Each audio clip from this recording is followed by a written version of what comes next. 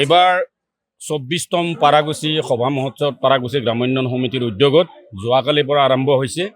যোৱাকালি প্ৰথমতে আপোনালোকে দেখা পাইছে যে ১৯৮৩ চনত ইয়াতে ৪জন শ্বহীদ হৈছিলে।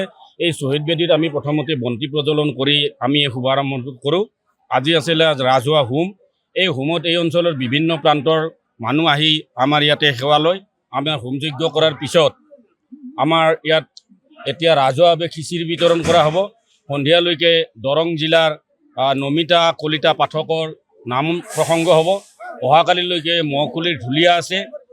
তাৰপিছতে আপোনাৰ যাত্ৰা পাৰ্টি আছে। তাৰে পিছদিনাখনো মহখুলিৰ ঢুলীয়া আৰু যাত্ৰা পাৰ্টি আছে। আৰু একেবাৰে শেষৰ দিনা আমাৰ উঠি অহা নতুন প্ৰজন্মৰ নিতুল কাশ্যপ আৰু বৰষা কাশ্যপৰ গীতৰ শৰাই।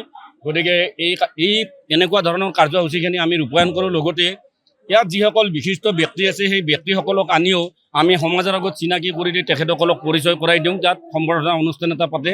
গতিকে আজি আপোনালোকৰ যি সংবাদ মাধ্যম, এই সংবাদ মাধ্যমে আহি আমাৰ এই পাৰাগুচি সভা মহোৎসৱৰ বিষয়ে যি আপোনালোকে কাভাৰেজ ল'লে, ইয়াৰ কাৰণে আপোনালোকৰ মালিক গোষ্ঠীৰ লগতে আপোনালোককো ধন্যবাদ জ্ঞাপন কৰিলোঁ।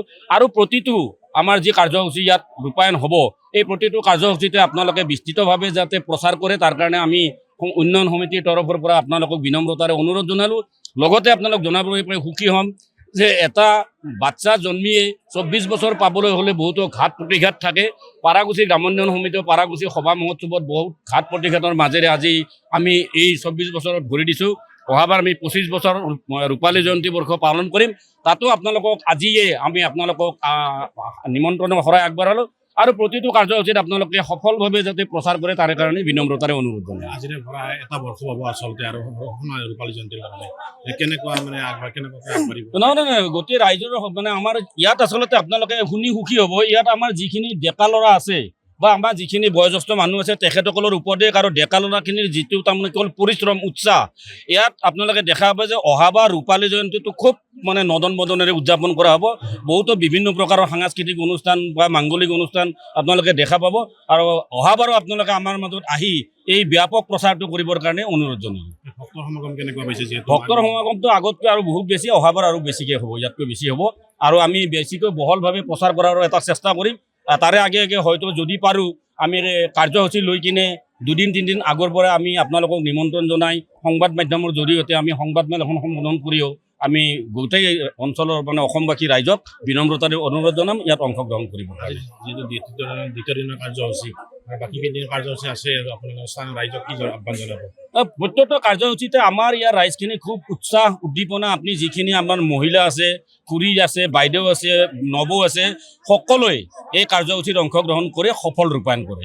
গতিকে এই আগন্তুক দিনতো তেখেতসকলে যে আমাৰ মাজত আহি সফল ৰূপায়ণ কৰিব তাৰ কাৰণে আমি অত্যন্ত বিশ্বাসী। চৰকাৰলৈ কিবা আহ্বান থাকিব নেকি এনেকুৱা এটা মানে মুহূৰ্তত? চৰকাৰলৈ আহ্বানটো এইটোৱে আছে যে চৰকাৰৰ ফালৰ পৰা আমাৰ যিবিলাক মানে কেৱল দান বৰঙণি দি থাকে, আমাৰ এই মন্দিৰটোতো যদি দান বৰঙণি তেখেতসকলে আগবঢ়ায় তেতিয়াহ'লে আমি আৰু আগবাঢ়ি যোৱাত যথেষ্ট সুবিধা হ'ব।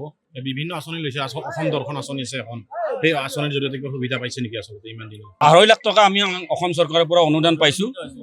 আৰু এতিয়া অৰ্ধনিৰ্মিত হৈ আছে। আশা ৰাখিম অসমৰ মুখ্যমন্ত্ৰী ডাঙৰীয়াৰ লগতে অসম চৰকাৰক যাতে এই মন্দিৰটো আৰু তেখেতসকলে সম্পূৰ্ণ কৰাত বেলেগ এটা স্কিম ইয়াত নিয়োগ মানে বিনিময় কৰে। যিকোনো খবৰৰ বাবে যোগাযোগ কৰক 7099017330 লগতে 7099017110 নম্বৰত।